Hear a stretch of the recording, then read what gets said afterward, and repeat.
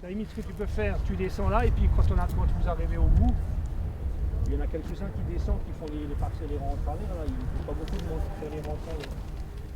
Mercredi 5 mai, sur les hauteurs de Marlenheim, des techniciens du comptoir agricole et des viticulteurs arpentaient les vignes pour y accrocher des diffuseurs isonettes de confusion sexuelle.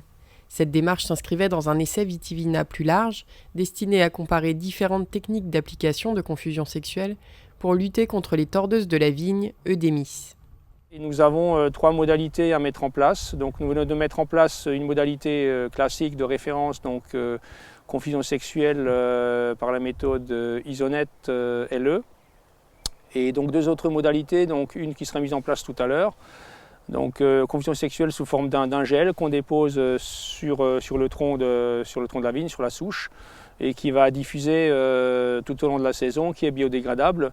Et une deuxième modalité donc à l'étude qui sera mise en place un peu plus tard, donc, qui consiste en une application de phéromones lors des traitements contre les maladies de la vigne sur l'ensemble du plan de palissage, donc, qui sera mise en place pour la 2e génération. La confusion sexuelle est une méthode de biocontrôle qui consiste à saturer l'air de phéromones de synthèse pour désorienter les papillons mâles et les empêcher ainsi de retrouver les femelles et de se reproduire. Cette technique, éprouvée depuis plus de 20 ans, permet de lutter efficacement contre le ver de la grappe, qui se nourrit des raisins mais nécessite, pour être efficace, d'être appliqué en couverture totale sur 5-6 hectares au minimum. Pour les diffuseurs isonettes, il faut compter 500 diffuseurs à l'hectare qu'il faudra à la fois installer mais également retirer en fin de saison, une double manipulation qui incite à évaluer d'autres options. Donc la différence entre ce qu'on vient de mettre en place, Isonet LE, et la modalité que nous allons mettre en place tout à l'heure, donc le gel qui va diffuser les phéromones tout au long de la saison, c'est que ce qu'on va mettre en place tout à l'heure, donc c'est un gel, c'est biodégradable. Voilà, donc il n'y a pas pose et dépose des diffuseurs. Et donc c'est une. Alors ça a toujours l'avantage de la diffusion en continu tout au long de la saison, qui n'est donc pas sujette au lessivage et qui va rester en place toute la saison.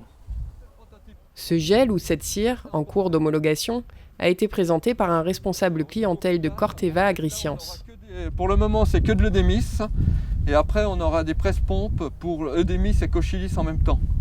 Et c'est un autre système, ça va être sûrement pas tout formulé dans un premier temps. Ça sera séparé, mais ça sera collé et avec des choses de ce style. Voilà. Tu mets de la mousse polyuréthane. Voilà, ouais, voilà. Ça fait un petit plot comme ça.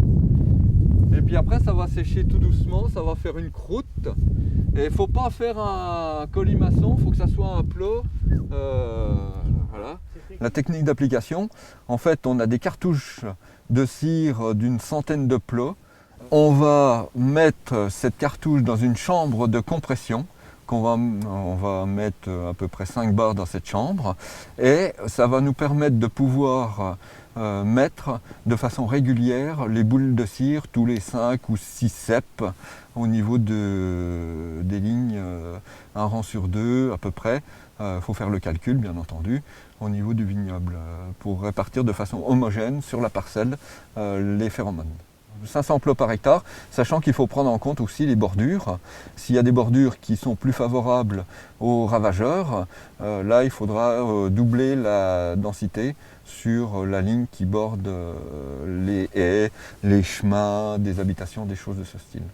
Alors ce qui peut être intéressant aussi, c'est de tester sur le piquet en ferraille, ça peut tenir. Mais je le mets là, parce que là ça va descendre. Hein. Voilà. Mais là-bas on sera obligé. Hein. Une dernière modalité sera également testée plus tard en traitement de la vigne, mais ne s'attaquera qu'à la 2e génération de l'épidoptère.